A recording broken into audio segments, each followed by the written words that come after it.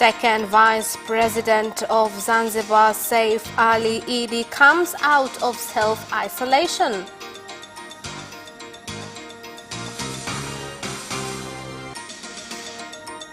And in sports, the DFF urged to seek funds from FIFA to help small clubs during the coronavirus pandemic.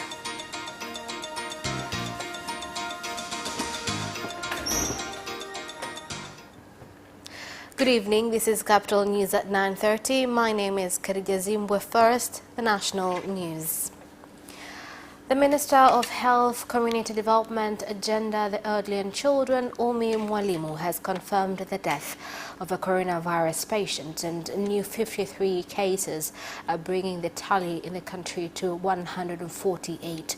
Minister Umi Mwalimu made the statement after receiving a check of 3.2 billion shillings on behalf of Prime Minister Kassim Majaliwa, which will be used to support efforts against the coronavirus pandemic. She also said that Amana Referral Hospital will now be used as the main center for coronavirus cases in Dar es Salaam.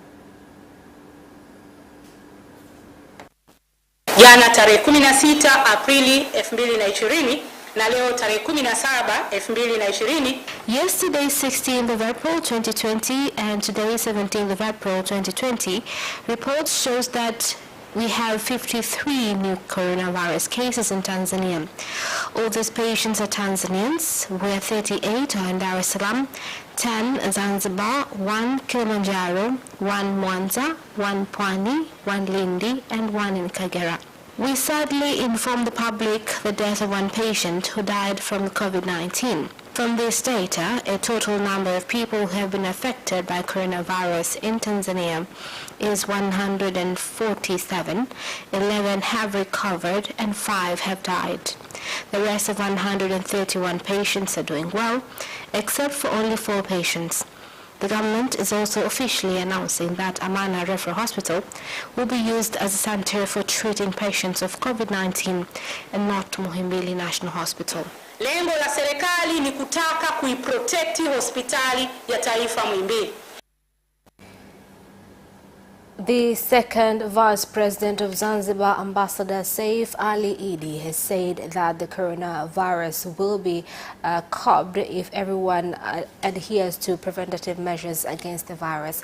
Ambassador Hon.Seif Alli Idd made the statement after coming out of self-isolation, where he was been since he returned from abroad. Meanwhile, Zanzibar has confirmed 11 new coronavirus cases in Zanzibar, among them 5 women and 6 are men.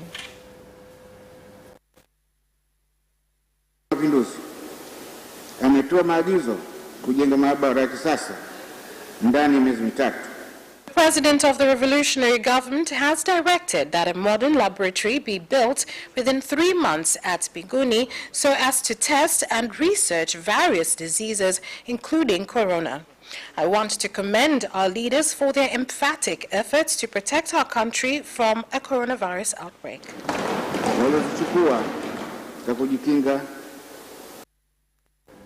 7 robbers were killed at Kumwambu Ward, Kibondo District, Kigoma region in a fire exchange with the police during a robbery attempt at Sino Hydro Engineering Company. The police commander for Kigoma region, Martin Otieno, said in the incident 5 robbers managed to get away. Watu wote ambao wanafanya uhalifu ndani ya mkoa wa Kigoma, all those conducting crime in Kigoma region should find activities that will bring them in a legal income instead of engaging in illegal activities and causing problems for residents of Kigoma as well as investors. This is unacceptable.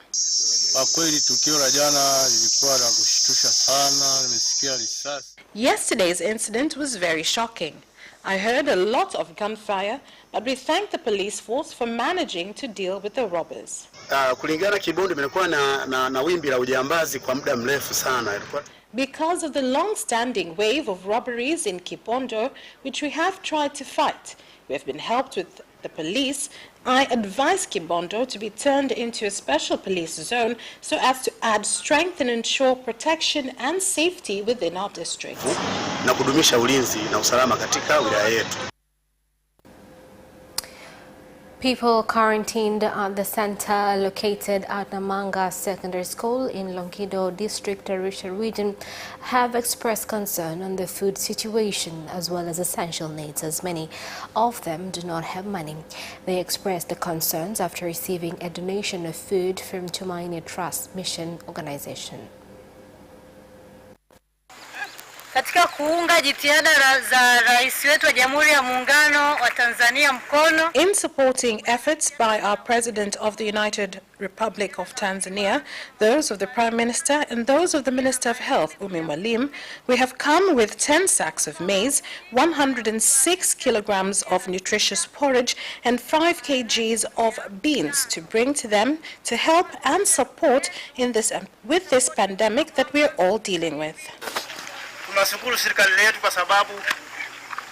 We thank our government for coming to see us after we asked for help, and some of us had run out of money. Our government has truly worked on this matter. Kuna vifaa ambavyo tunavihitaji kama wilaya.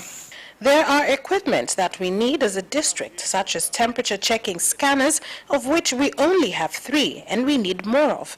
The district does not even have 1 ventilator. Wilaya ina ventilator hata moja. Religious leaders in the country have started implementing President Dr. John Magufuli's call for 3 days of prayers against the coronavirus by calling on worshippers to fast and pray against the pandemic. Nikiwa kiongozi wa diocese na waagiza makasisi wote kuungana nami katika kutekeleza agizo hili la Mheshimiwa Rais. As the head of diocese, I call on all pastors in the country to fulfill President's directive through fasting and praying for 3 days from today. We are also calling on Christian religious followers to join masses that will be held every day at 4 p.m. in our churches to pray for our country, where the most important thing is to follow all necessary measures to stay safe during these times. Members of Parliament have advised the Office of the Director of Public Prosecution to cancel all pending cases due to uncompleted investigations in order to reduce congestion of remandees in custody as the country deals with the coronavirus outbreak. They gave the advice when contributing to budget estimates for the Ministry of Constitution and Legal Affairs for the 2020-2021 financial year. Shauri serikali na tunaitaka serikali kwamba we are calling on the government that at this moment it is dangerous to continue withholding people in prisons for things that can be bailed and allow prisoners go for their hearings in court. We want our government to do what other countries have done like Kenya, Turkey and others. Kwa wakati huu tuko kwenye janga hili la corona. Now, as the country is facing coronavirus disaster, if there are cases that have been handled for a long time, which have unfinished investigations, let us use Section 21 for the Director of Public Prosecution, DPP, to remove those cases in court to reduce congestion. The East Africa Civil Society Association has called on development stakeholders as well as financial institutions to suspend payment of debts and instead focus on addressing the coronavirus pandemic. We believe that countries owe money to IMF and World Bank. Thus, they should be able to get a reprieve from there and a grace period at this time. For them to halt the monies, the debts temporarily, and the money to be redirected towards solving this COVID-19 issue. And later, the country will continue to pay its debts. Some activities, company organizations, and factories have been shut. How do you charge taxes to someone whose operations has shut down? The government should find other ways to get taxes from the big companies so as to fill the gap. Muhimbili National Hospital has created medical protective clothing to be worn by health workers attending patients infected with the coronavirus. The garment costs 30,000 shillings, which is more affordable than those imported. Wa hili vazi kote duniani ni adimu, na kama serikali ni lazima tuwalinde wafanyakazi. Globally, coverall is suddenly a scarce outfit to purchase. As the government, we have the responsibility of taking care of our health employees. Thus, we have decided to make our own coverall, which is composed of the coverall itself, apron, and shoes. If you look at the design, made is not different from the one recommended by World Health Organization. The design was made by tailors of Muhimbili National Hospital at a cost of 30,000 shillings only, while the imported one is 305,000 shillings to 500,000 shillings. Meanwhile, we are calling on other tailors in the country to come and learn how to make these coveralls so that this outfit can be easily available in the country and at affordable costs. Hili liko recommended na Shirika la Afya Duniani. And that is the end of national news. International news follows next.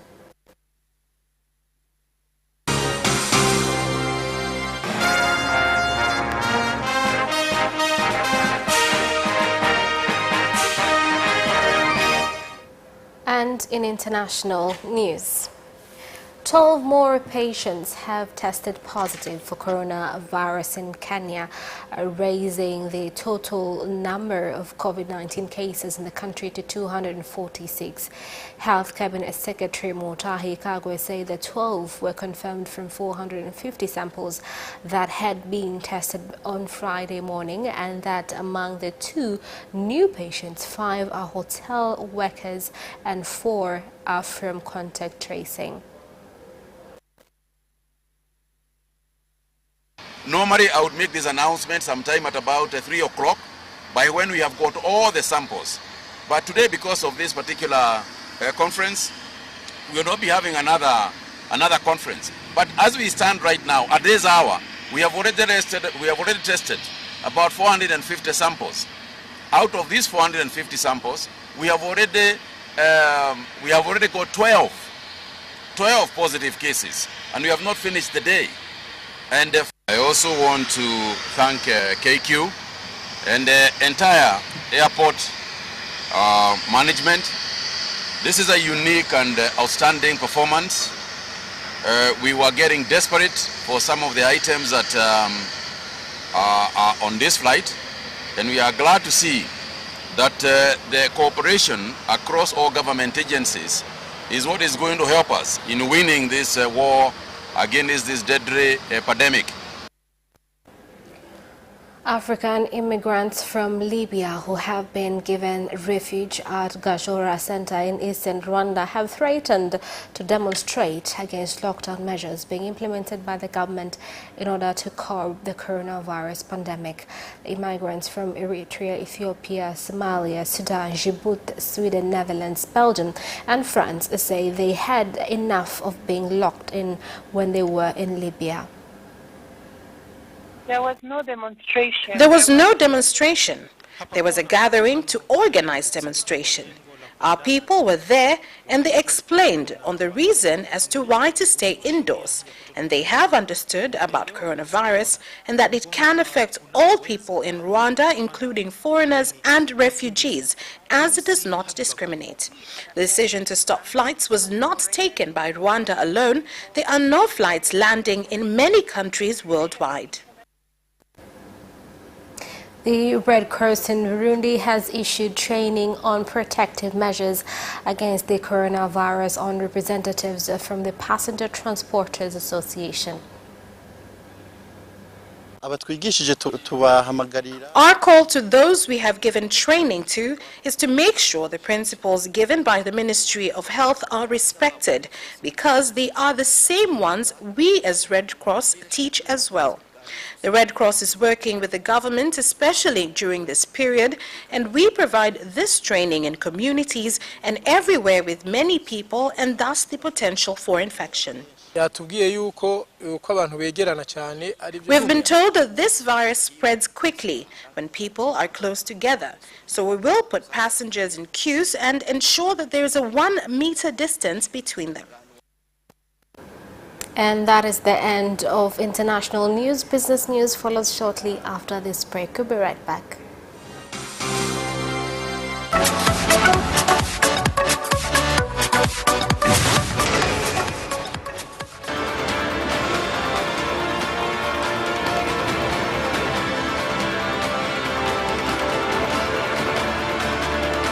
Watch Business Edition as we talk to business leaders and experts in sectors that are transforming Tanzania's economy.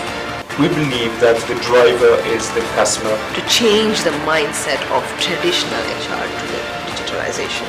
Make sure that everybody can get some access to financial services. And once we understand the vision of our leaders, we then need to be behind them and help them in achieving that vision. Business have involved mercantile operations, trade guilds, or shared agricultural production, infrastructure, construction, financial sectors, tourism, and mining. Business Edition on Friday at 8:15 p.m.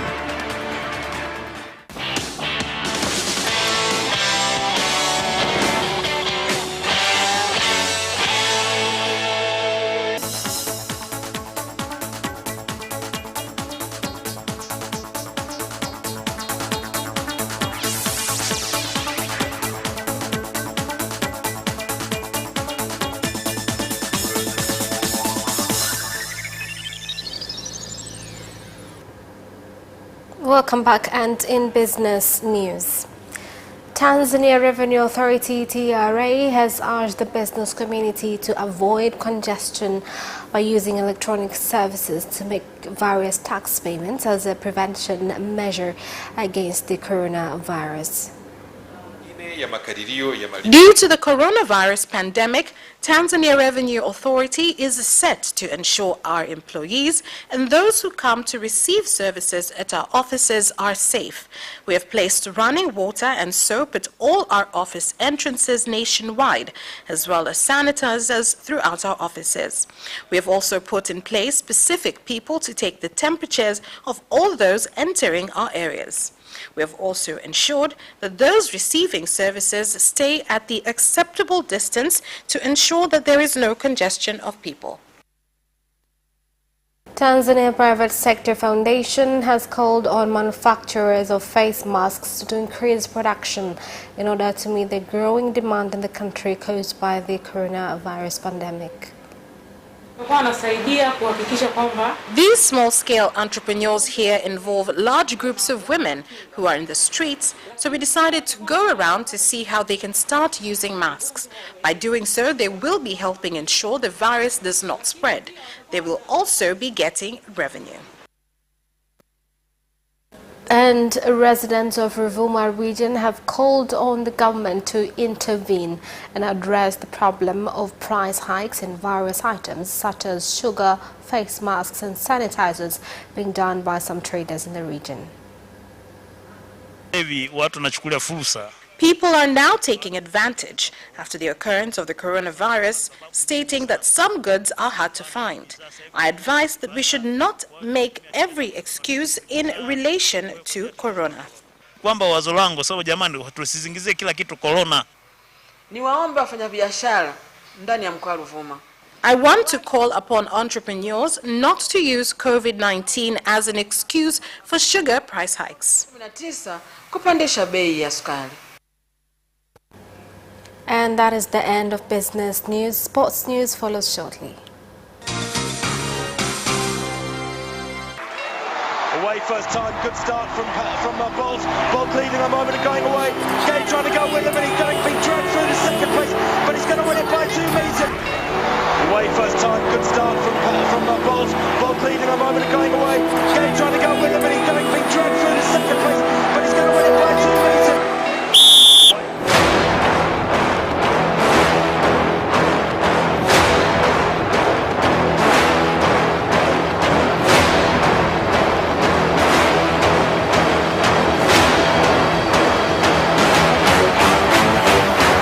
Opposition, Joaquinho, he did lose to Lent.